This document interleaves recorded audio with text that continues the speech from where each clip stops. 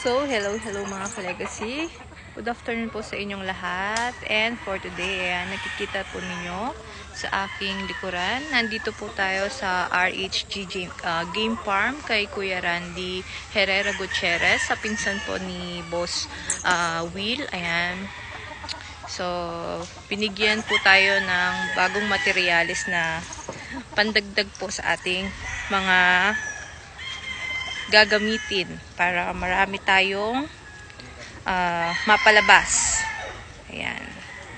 Ayan po ang kanyang game farm dito sa may Kalumpang. Ayan. Napakalaki po ng kanyang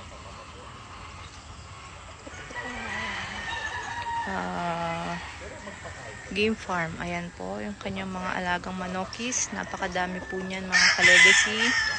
So, hanggang doon pa po yan. Tapos, meron pa siya doon sa may bandang baba. Ayan. So, nandito po tayo ngayon dahil kukunin natin yung ating mga bagong materyales na binigay sa atin. Pandagdag puwersa mga ka-legacy. Ayan. Para marami tayong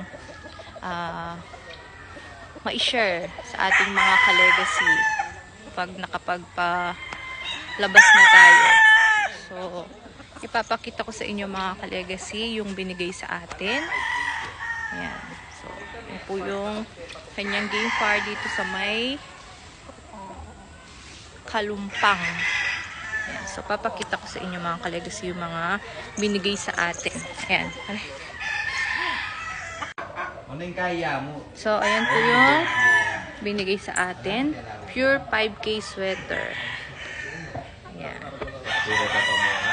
Ayan po mga ka-legacy. Yung binigay sa atin. Bago. Ayan. Melsim. Ayan. Then, Bulik. JM Fantastic. Ayan.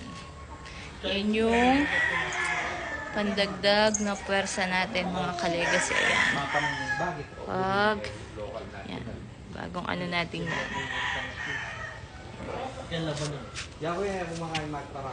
So, uuwi natin sa The Legacy Game Farm yan mga ka-legacy.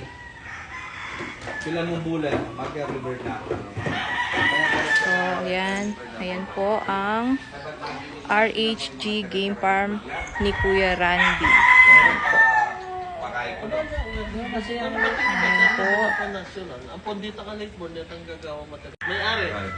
Ayan.